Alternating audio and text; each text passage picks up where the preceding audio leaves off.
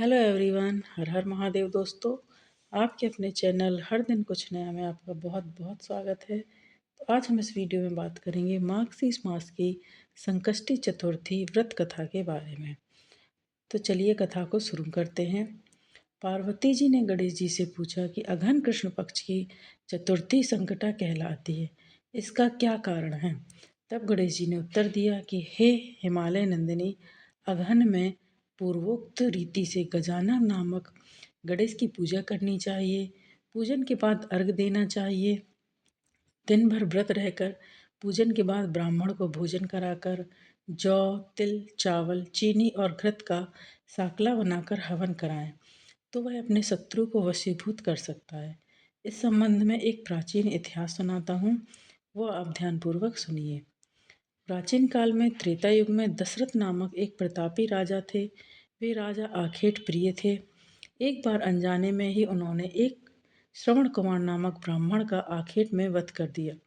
उस ब्राह्मण के अंधे माँ बाप ने राजा को श्राप दिया कि जिस प्रकार हम लोग पुत्र शोक में मर रहे हैं, उसी भांति तुम्हारा भी पुत्र शोक में मरण होगा। इससे राजा को बहुत चिंता हुई। उन्होंने पुत्रेष्टि यज्ञ कराया। फलस्वरूप जगदीश्वर ने राम रूप में अवतार लिया।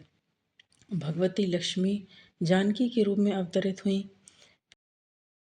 पिता की आज्ञा पाकर भगवान राम सीता और लक्ष्मण सहित वन को गए, जहां उन्होंने खर, दूषण आदि अनेक राक्षस व राक्षसियों का वध किया।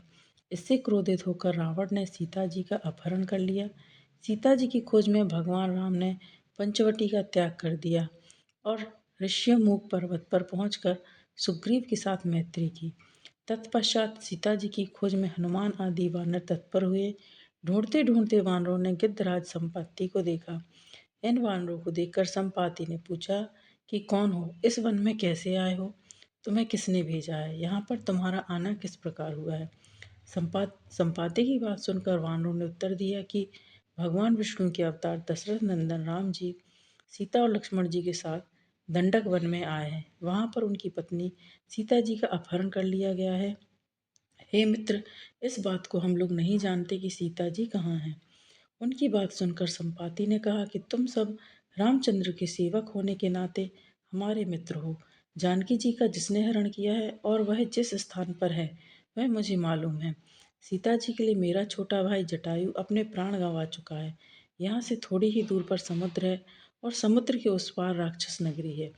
वहाँ अशोक के पेड़ के नीचे सीता जी बैठी हुई हैं। रावण द्वारा अपहृत सीता जी अभी भी मुझे दिखाई दे रही हैं।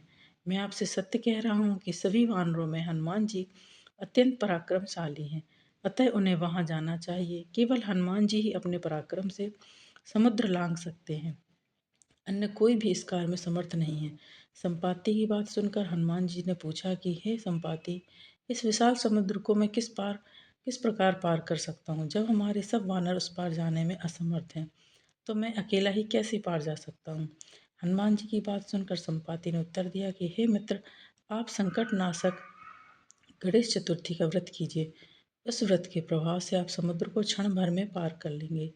संपाति के आदेश से संकट चतुर्थी के उत्तम व्रत को हनुमान जी ने किया। हे देवी, इसके प्रभाव से हनुमान जी क्षण भर में समुद्र को लांघ गए। इस लोक में इसके समान सुखदायक कोई दूसरा व्रत नहीं है। श्री कृष्ण जी कहते हैं कि महाराज युधिष्ठिर, आप भी इस व्रत को कीजिए। इस व्रत के प्रभाव से आप क्षण भर में अपने शत्रुओं को जीतकर संपूर्ण राज्य के अधिकारी बनेंगे। भगवान कृष्ण का वचन सुनकर युधिष्ठिर ने गणेश चतुर्थी का व्रत किया। इस व्रत के प्रभाव से वे अपने शत्रुओं को जीतकर राज्य के अधिकारी बन गए। मार्गशीर्ष मास गणेश चतुर्थी व्रत पूजन विधि। प्रातःकाल उठकर नित्य कर्म से निवृत्त हों, शुद्ध होकर स्वच्छ वस्त्र धारण कर लें। श्री गणेश जी का पूजन पंचोपचार, धूप, दीप, नैवेद्य, अक्षत, फूल विधि से करें। इसके बाद हाथ में जल तथा दूर्वा लेकर मन ही मन श्री गणेश भगवान का ध्यान करें और व्रत का संकल्प करें।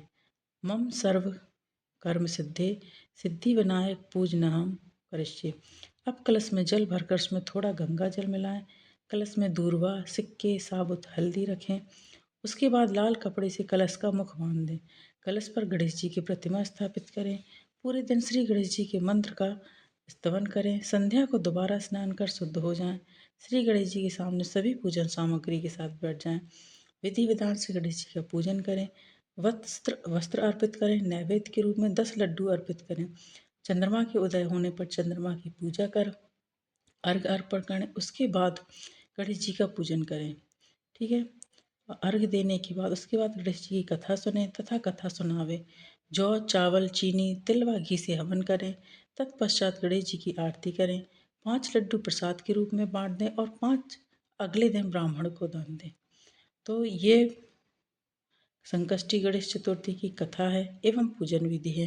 यदि आपको आज का वीडियो पसंद आए तो वीडियो को लाइक कीजिए, शेयर कीजिए अपने दोस्तों के साथ, अपने परिवारजनों के साथ, ताकि वो भी इसका लाभ ले सकें।